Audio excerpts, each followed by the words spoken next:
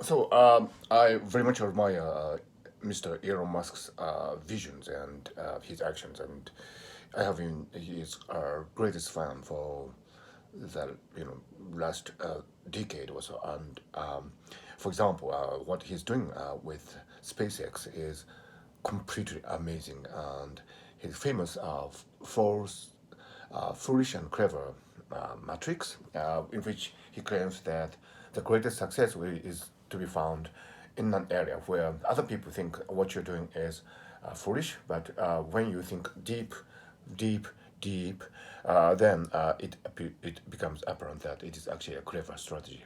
This, you know, cross section between foolishness and cleverness is the greatest arena for achievements, and that is, I think, Mr. Elon Musk's really profound vision. And so, what he's doing with Tesla is also amazing, and also his proposal about the Hyperloop, which he just put on the web, just like that, with these detailed descriptions of the technology in a PDF file. I think the way he does things is totally fascinating. And, I really love this episode where he exchanged jokes about Lococo Basilisk, which is a reference to the Rocco's Basilisk thought experiment on uh, the AGI, artificial general intelligence, and how he, became tied with this, wonderful lady from Canada. Yeah, this singer songwriter. Her name just escaped me for a moment. Yeah, not Granwell. Anyway, so I think it's really wonderful that Mr. Elon Musk is doing all these things. But having said that, I do feel that there are some vulnerabilities in his thinking because nobody is perfect, and it so happens that when somebody is an achiever in some context, he or she might actually be quite insufficient in other contexts. And for example, when somebody is a really great hacker, typically he or she might be not so great in typical communication, and that is great because when you communicate with people, that this assumption of typicality uh, is what actually usually defines the game. So if you are non-typical, then you have difficulties in communication. So the fact that you are a great hacker and you are a not so great communicator can coexist. So even if Mr. Elon Musk is a great achiever in many things, he might show some vulnerability in others. And interestingly, I've been watching Mr. Musk for some time now, and there appears to be at least two vulnerabilities, and one is cryptocurrency.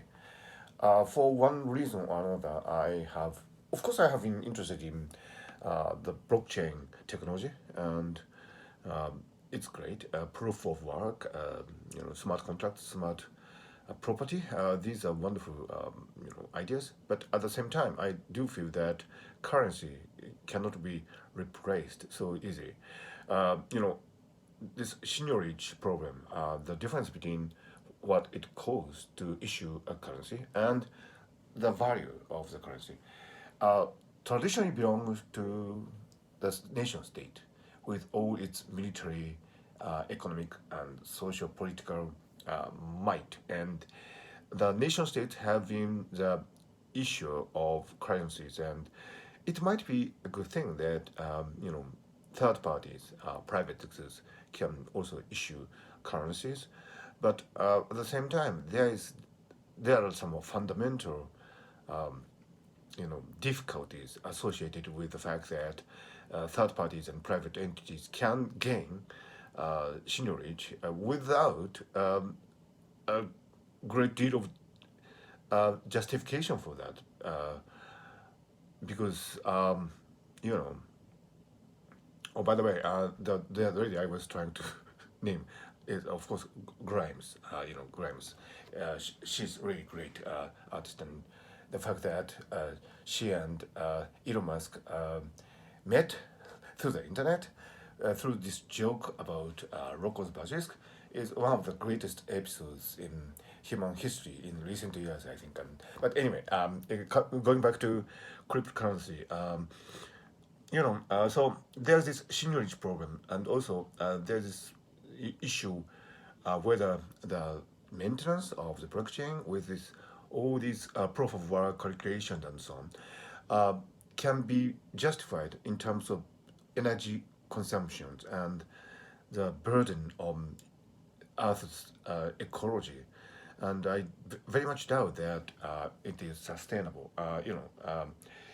After all, this seigniorage and ecological concerns should put really strong curb on your enthusiasm about cryptocurrencies. But so far, Mr. Elon Musk, appears to be so enthusiastic and enthusing about these cryptocurrencies like Bitcoin and Dogecoin, and which I think might be a good strategy in the short term, because you might actually sell off these cryptocurrencies at a high value even before the market collapses for some reason or another. But as a matter of principle, I do not think the future for cryptocurrencies is great. Because of all the reasons that you can think logically of. And so I very much doubt um, whether there are any circumstances to Mr. Elon Musk's enthusiasm about cryptocurrencies. And another issue, vulnerability apparent, is Neuralink. Mr. Musk claims that we might actually be able to augment human brain in a few years using these technologies, and I very much doubt it, because it's great to put microelectrodes in with a precision technology, and that would doubtlessly enhance and you know promote research in these things. But at the same time, I do not think you can actually decode neural information in linguistic domains, for example. In the primary visual cortex, you have the more or less retinotopic representation of the visual information, so that you can probably read out some information from the primary visual cortex. That you can do probably. And also the motor cortex or premotor, supplementary motor cortex. These are near the output end of the brain circuit. And in this arena, maybe you can decode what the neural network are doing to some degree. Uh, Although in those cases, maybe there will be some difficulty due to noise and statistical analysis and so on. But when it comes to, for example, decoding language, it is really difficult, because language, the Wernicke's area or Broca's area, these areas are notoriously difficult to decode, and for good reasons too, because the way the brain has been configured throughout the process of evolution is that because these information encoded in these regions are so sparse and also you know internally related, uh, we actually needed the whole brain structure to make a useful use of these things. And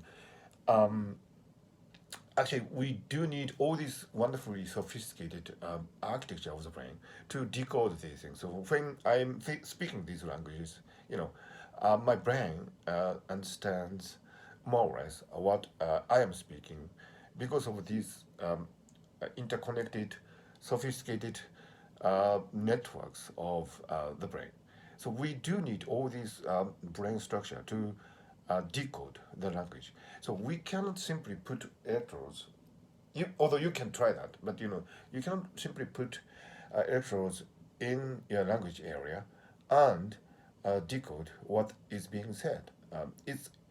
You can try to do that, and within some very limited context, you might actually make you know judgment between, for example, two alternatives. For example, if you try to decode whether a person is thinking about a girl or a boy, maybe you can decode that by putting electrodes and making measurements of the neural activities. But you know, this kind of two alternative force choice type analysis probably the best you can do for the moment, and you cannot really do real time decoding of the brain's language related circuits. And that's actually unfortunately seems to be what Mr. Elon Musk is suggesting that he's able to do.